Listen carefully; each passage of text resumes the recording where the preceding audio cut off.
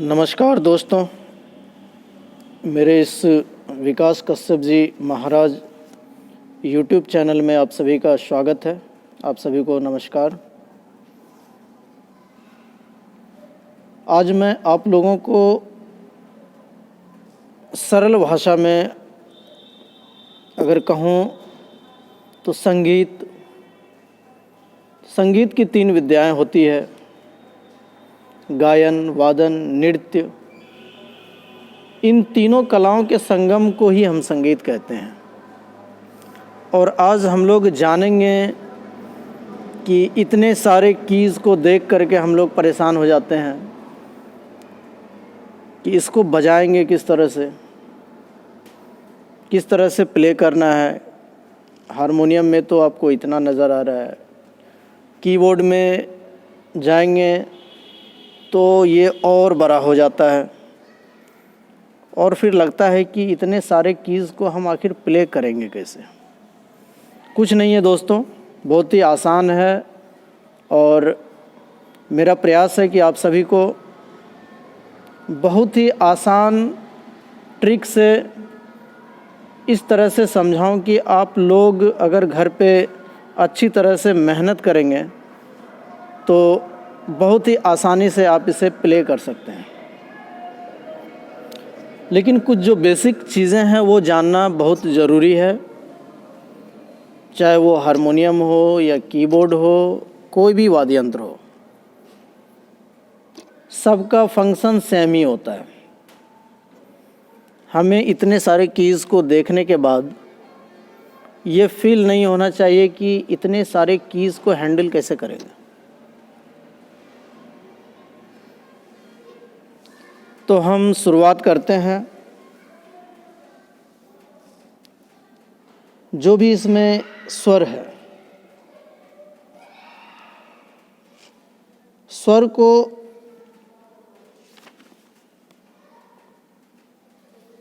सात स्वरों में विभाजित किया गया है। राग में लगने वाले जो स्वर होते हैं उनकी अलग स्वर होते हैं। कहने का तात्पर्य है, ये जो 7 स्वर है, 1 2 3 4 5 6 7, इन 7 स्वरों के अंदर ही हमारा सारा जो गाना होता है वो आ जाता है। वो हम कहीं से भी इसको काउंट कर सकते हैं।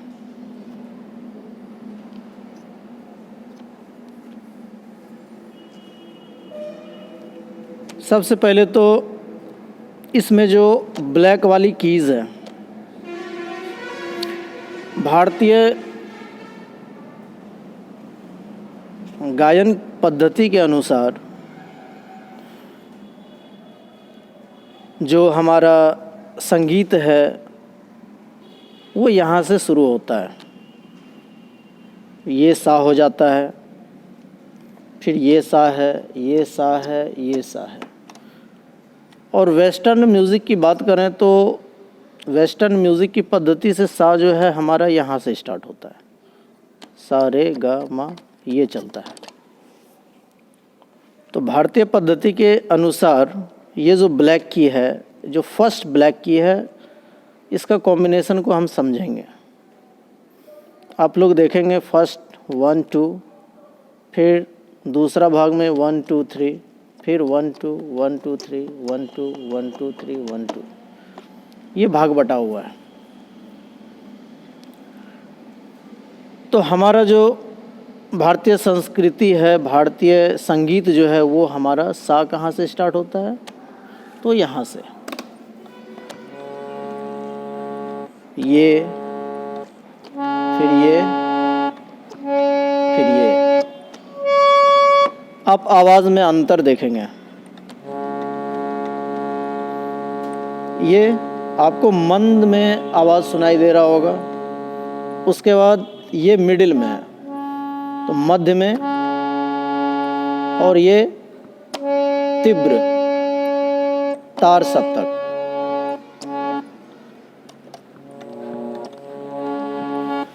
तो भारतीय संस्कृति में जो है इस हारमोनियम के वाद्य यंत्र को 3 सप्तक में बांटा गया है। अब सप्तक क्या होता है? 3 सप्तक में जो बांटा गया है, आखिर सप्तक होता क्या है? तो हम सप्तक की अगर बात करें, 7 स्वर के अंदर जितने सारे कीज होंगे वो एक सप्तक के अंदर आते हैं, जैसे इंग्लिश में ऑक्टेव कहते हैं। जैसे सा रे ग म प ध नि सा, ये जो सा है दूसरे सप्तक में चला आया, लेकिन हमारा जो मिडिल का ऑक्टेव है सप्तक, वो यहाँ से यहाँ तक होगा। 1 2 3 4 5 6 7, ये आपका एक ऑक्टेव एक सप्तक कहलाएगा। आप यहाँ से अगर काउंट करें 1 2 3 4 5 6 7, फिर आपका ये सा स्टार्ट हो जाता है। तो आपका ऑक्टेव फिर यहाँ से यहाँ तक, दूसरा यहाँ से यहाँ तक, और तीसरा आपका यहाँ से यहाँ तक। 3 विभाग में बांटा गया है और इसी तीनों विभाग के संयोग से सारे गाना जो है गाया जाता है। अब इसमें जो 3 विभाग बनाए गए हैं, मंद सप्तक, मध्य सप्तक और तार सप्तक। जनरली गाना जो लोग गाते हैं, जो भी गायक अच्छे अच्छे कलाकार हैं वो गाते हैं, सारे लोग मंद सप्तक से गाते हैं, मध्य सप्तक से गाते हैं। क्योंकि मंद सप्तक की आवाज़ जो है धीरे धीरे नीचे होने लगती है और ये जो स्वर का रेंज है ये धीरे धीरे आपका बढ़ता चला जाता है। जैसे आवाज़ का हम रेंज देखेंगे, सा रे ग म प ध नि सा, और अगर यहाँ से स्टार्ट करेंगे तो सा रे ग म प ध, तो इस तरह से ये रेंज बढ़ता चला जाएगा और उस रेंज तक हो सकता है कि आवाज़ ना पहुँचे, लेकिन अभ्यास अगर बार बार निरंतर किया जाए तो हम जा सकते हैं। लेकिन हम कहने का मतलब है ये जो स्वर है यहाँ से गाना कोई गा नहीं सकता है, इसलिए मिडिल ऑक्टेव से ही गाना को गाया जाता है। और नीचे अगर आए तो सा ने ध प म ग रे सा, सा रे ग म प ध नि सा। तो इस मंद सप्तक में भी हम गाने को गा नहीं सकते हैं, क्योंकि आवाज़ का रेंज जो है बहुत ही लो हो जाता है और इतने कम स्वर में हम गा नहीं सकते। तो गाना को जो है मध्य से गाया जाता है, और मध्य से गाने से ये होता है कि इसमें गाते गाते हम हाई नोट्स पे भी चले जाएं, तार सप्तक में भी चले जाएं, और कुछ मंद सप्तक में भी आके हम मंद, मध्यम और तार सप्तक के कॉम्बिनेशन से गाने को पूरा कर सकते हैं। तो सप्तक की बात कर रहे थे।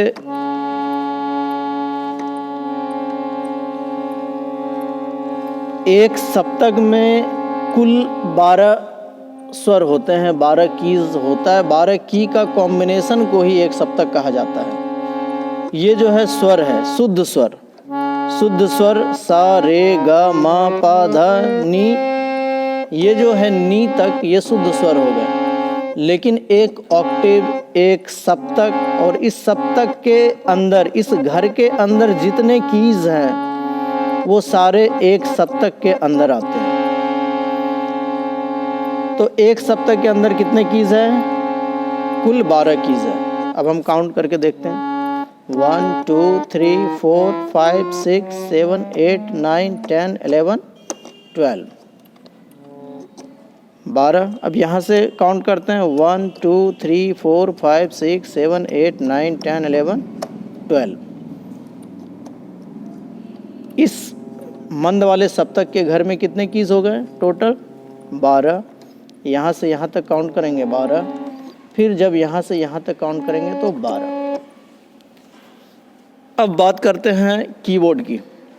बहुत सारे कीज़ होते हैं उसमें, लेकिन बहुत सारे कीज़ जो होते हैं उसमें भी मिडिल में जो कीज़ होते हैं वो मिडिल ऑक्टेव जो होता है मध्य सप्तक, वो सेम ही होता है हर जगह, और यहाँ से ही वो पीछे और आगे कीज़ बढ़ना शुरू होता है। ये जो होगा हमारा सेम ही होगा, इसीलिए गाना जो प्ले होगा चाहे वो कीबोर्ड हो या हारमोनियम हो तो मिडिल ऑक्टेव से ही स्टार्ट होता है। मध्य सप्तक से ही हम गाने की शुरुआत करते हैं, और अगर कीबोर्ड मेरा बड़ा है तो कीज़ जो है मेरा ये मंद का ये पीछे का बढ़ता चला जाएगा और ये आगे का बढ़ता चला जाएगा, लेकिन गाना को गाया जाएगा मिडिल ऑक्टेव से ही। तो बात हम कर रहे थे कुल एक सप्तक में कितने कीज़ हो गए? 12। स्वर कितने हो गए? 7 शुद्ध स्वर। स्वर की अगर बात की जाए तो शुद्ध स्वर 7 हो गए। सा रे ग म प ध नी। 1 2 3 4 5 6 7। बाद बाकी और भी तो कीज़ है इसके अंदर, तो ये भी स्वर हैं। शुद्ध स्वर है, इसमें फिर कोमल स्वर है और फिर तीव्र स्वर है।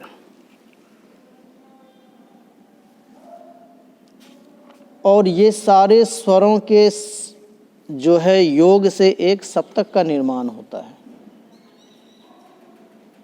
शुद्ध स्वर जो होता है अपनी प्राकृतिक अवस्था को, जो प्राकृतिक की अवस्था वाली आवाज़ है उसको थोड़ी कम करता है या फिर ज़्यादा करेगा। शुद्ध स्वर से थोड़ी कम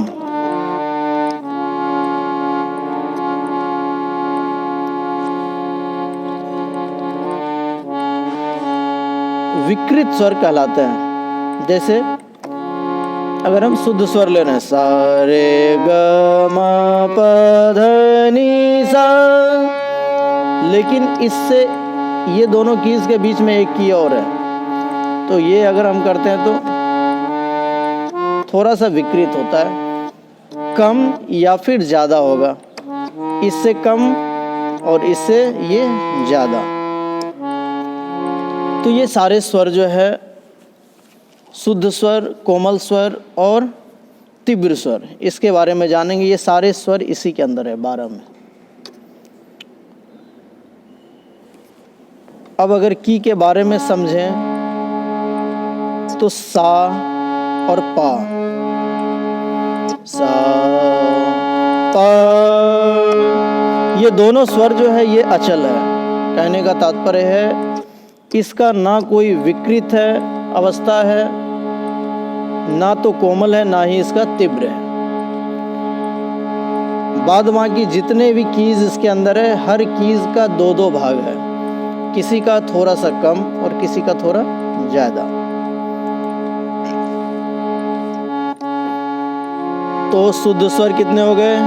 सा रे ग म प ध नी 7। अब कोमल स्वर के बारे में बात करते हैं। सा रे रे, इससे ये थोड़ा कम है, ये भी रे है, तो इसको हम कोमल रे कहते हैं। कोमल रे में थोड़ा सा आवाज़ कम हो जाएगी, रे। उसके बाद आते हैं ग, और इसके बगल में फिर लेफ्ट साइड की जो की है ये कोमल हो जाएगी। गा के बाद माँ है यहाँ पे, लेकिन इसके लेफ्ट साइड में कोमल नहीं है, ये गा है मेरा शुद्ध स्वर वाला। इसके आगे में एक कीज़ है राइट साइड में, क्योंकि पा का लेफ्ट हो नहीं सकता, सा और पा अचल है। तो ये जो माँ है इससे राइट साइड में होने के कारण ये क्या हो गया, तीव्र हो गया, तीव्र हो गया। और लेफ्ट साइड में होने के कारण ये कोमल हो गया। उसके बाद फिर पाचल है, ये धा है शुद्ध स्वर वाला, धा के लेफ्ट साइड में जो ये धा है इससे लेफ्ट है तो इसलिए कोमल धा हो गया।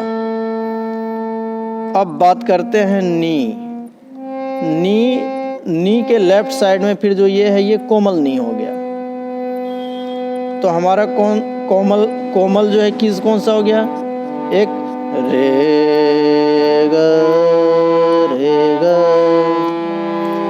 मा, सॉरी, रे ग धा नी, रे ग धा नी। ये जो चार कीज है, रे कोमल, ग कोमल, धा कोमल और नी कोमल, 1 2 3 4 कोमल स्वर अब कितने हो गए, 4। अब हम यहाँ देखेंगे कोमल स्वर 4 हो गए। और एक कीज जो है ये राइट साइड में, माँ के राइट साइड में ये तीव्र की हो गए। तो तीव्र की कितने हो गए, 1 तीव्र स्वर 1, कोमल स्वर 4 और शुद्ध स्वर 7। अब टोटल कितने हो गए, शुद्ध 7, कोमल 4 और 1 तीव्र, 4 1 5 7 5 12। तो इस घर के अंदर, इस ऑक्टेव, इस सप्तक के अंदर टोटल कितने हैं, 12 कीज है। और 12 कीज का विभाग जो है हम लोगों ने 3 विभाग में इसको बांटे, शुद्ध स्वर, कोमल स्वर और तीव्र स्वर। इसको समझना बहुत ज़रूरी है, ये बेसिक जानकारी है और इसको हमेशा ध्यान में रखना पड़ेगा, क्योंकि इसी कीज के कॉम्बिनेशन से हर गाने को गाया जाता है। तो इस चीज़ को समझना बेहद ज़रूरी है। अगर कोमल स्वर में अगर सरगम करे तो शुद्ध स्वर में सा रे ग म प ध नी, और जब सा लेंगे तो एक आवर्त पूरा होता है। लेकिन सप्तक के अंदर ये सा को काउंट नहीं किया जाता है। और कोमल में सा रे ग म प ध नी, कोमल स्वर में एक शुद्ध स्वर माँ का हमने लिया, लेकिन स्वर में अंतर आप लोगों को पता चल रहा होगा। शुद्ध स्वर सा रे ग म प ध नी, और अब की चेंज करेंगे, सा रे ग म प ध नी। तो हल्का उतार चढ़ाव आवाज़ में आते रहेगी। तो ये तो थी बेसिक चीज़ें कुछ, जो कि इनके बारे में जानना बहुत ज़रूरी है। अब यहाँ से यहाँ तक जो होता है, सा, पहला सा, दूसरा सा, ये एक आवर्त कहलाती है। जब अलंकार में हम जाएंगे तो हमको यहाँ तक आना होगा। और बहुत ही आसान तरीके में हम बताना चाहेंगे कि आप लोग जितना जल्दी से जल्दी इसको सीख लें। और हमें उम्मीद है कि आप लोग अगर ध्यान से मेरा 2-3 क्लास अगर देखेंगे तो आप लोग बहुत ही आसानी से इसको सीख सकते हैं। कुछ प्रैक्टिस करने के लिए हम कीज़ के बारे में बताएंगे, कौन सा फिंगर किस जगह पे होना चाहिए शुरुआती दौर में। और जब आपका अभ्यास बहुत ही अच्छे तरीके से हो जाएगी तो आपका कीज़ अपने आप इधर उधर होने लगेगा। लेकिन अभी स्टार्टिंग में अगर आप नए हैं, आप न्यू लर्नर हैं, तो जिस तरह से मैं बताऊं, आप अगर उसका अध्ययन करेंगे, अभ्यास करेंगे, तो आप बहुत जल्द इसको बजाने के लिए सीख जाएंगे। बहुत ही आसान तरीका है। तो फिंगर का प्रैक्टिस होना बहुत ही ज़रूरी है। और शुरुआत में आपको जो भी फिंगर बताया जाए, आप उसका प्रैक्टिस करेंगे शुद्ध स्वर का और शुद्ध फिंगर से। फर्स्ट टाइम आपको बजाना बहुत ज़रूरी है। जैसे हमने कुछ आप लोगों के लिए किया है, जैसे यहाँ पे आप देख रहे होंगे कि मैंने यहाँ पे कुछ कीज़ बनाए हुए हैं और इस पे नंबर भी दिया हुआ है। आपकी ये ब्लैक कीज़ है जो मिडिल ऑक्टेव से स्टार्ट हो रही है। इसको मैंने नाम दिया है 1 2। अभी हम अभ्यास जब करेंगे तो इसको अभी सारे गामा पे नहीं चलेंगे, फिंगर का जब अभ्यास करेंगे। बहुत ही आसान ट्रिक है। और जब ये एक बार दिमाग में आ जाएगा तो फिंगर जब सही हो जाएगा तो फिर हम अलंकार से स्टार्ट करेंगे और उसके बाद आपका स्वर और फिंगर दोनों अपने आप सही हो जाएगी। तो अभी हम जो बता रहे हैं आप लोग उसे अच्छी तरह से ध्यान से देखेंगे।